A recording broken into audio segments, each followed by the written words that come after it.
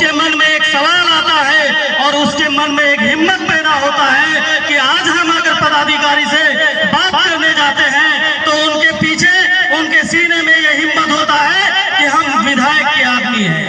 अब डरने घबराने की जरूरत नहीं है। कल एक जलसे में गुलाम सरवर साहब के साथ जाना हुआ हमारा 22 में, और वो जलसे में शिरकत करने के बाद जब हम लोग वापस लौट रहे थे तो सिमलवाड़ी चौक के करीब एक भयंकर बाइक टकराने से एक्सीडेंट हुआ। और जब ये बात गुलाम सरवर साहब के पास पहुंचा तो गुलाम सरवर साहब बिला ताखिर घर आने से पहले वापस बैसी से घूमकर बैसी अस्पताल जाते हैं और वो घायल व्यक्ति से भेंट करता है और उसको ये आश्वासन देता है कि आज से आपका विधायक हर पल आपके साथ खड़ा है। ये खुशी मिलती है। और हम तमाम लोग बैरिस्टर असदुद्दीन अवैसी साहब का भी शुक्रिया अदा करते हैं कि आपने एक ऐसा उम्मीदवार को अपना कैंडिडेट बनाया और आपके पार्टी के बैनर तले लोगों ने इतनी मोहब्बत दी कि आज बैसी विधानसभा में इससे बड़ा जीत इतिहास में किसी एमएलए का नहीं हुआ। हम शुक्रिया अदा करते हैं बैरिस्टर असदुद्दीन अवैसी साहब का। और जब गुलाम सरवर साहब अस्पताल को गए और वहां पर जो हमारे दलित बहनें थी जो डिलीवरी के लिए हॉस्पिटल गया था, यकीन मानिए गुलाम सरवर साहब के आंखों में आंसू आ गया।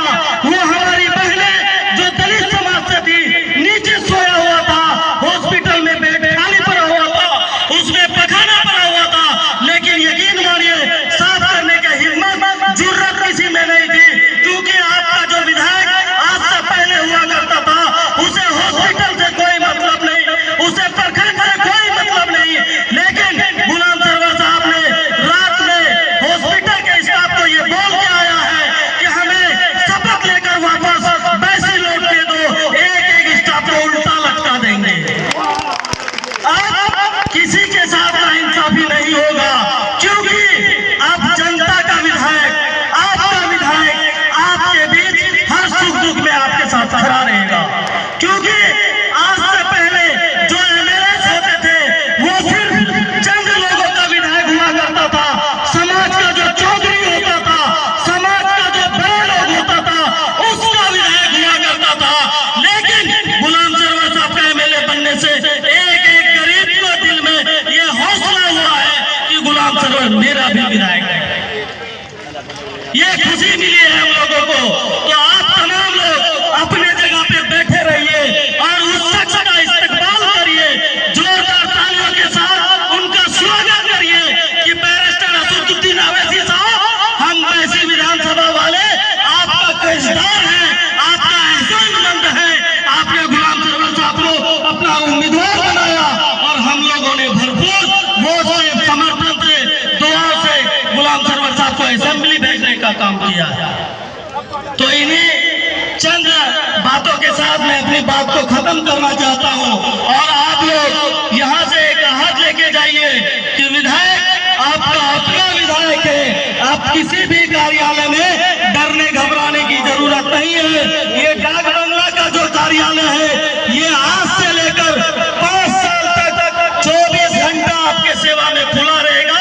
ये गुलाम सरवर साहब के ताल्लुक से शोएब आलम आपसे वादा कर रहा है कि आपको यहाँ वहां भटकने की जरूरत नहीं है। कोई भी काम अगर आपका ब्लॉक में, थाना में, अंचल में नहीं सुना जाएगा तो आप बिना झिझक, आपका ये विधायक का कार्यालय 24 घंटा बेलगच्छी में खुला रहेगा। आप आइए, विधायक का आदमी आपका मदद करने के लिए तैयार रहेगा। और आपको ये भी बताते हुए खुशी हो रही है कि गुलाम सरवर जिस शख्स का नाम है, हम 2017 से इनके साथ रह रहे हैं। एक भी आदमी पूरे जिला में आपको ऐसा नहीं मिलेगा जो खड़ा होकर ये बोल दे कि गुलाम सरवर साहब थाना में पैरवी के नाम पर हमसे 10 रुपया रिश्वत लिया है। नहीं बोल सकता, कोई एक आदमी नहीं बोल सकता। तो यकीन मानिए, जब जिला परिषद के अध्यक्ष के रूप में 5 साल इन्होंने एक स्वच्छ छवि के नाम पर बिताया है, तो आप लोगों ने आज जो जिम्मेदारी दी है, ये जिम्मेदारी को भी गुलाम सरवर साहब बखूबी निभाएंगे इंशाअल्लाह, ये उम्मीद करते हैं हम लोग। और जितने भी भाई हमारे और हमारे प्रशासन नहीं है, वहाँ पे जितने भी गेट पे दुकान लगाए हुए हैं उनको साइड कर दीजिए। बैरिस्टर असदुद्दीन अवैसी साहब का काफिला कुछ ही देर में आपके बीच रहेगा। अस्सलाम वालेकुम व रहमतुल्लाहि व बरकातहू।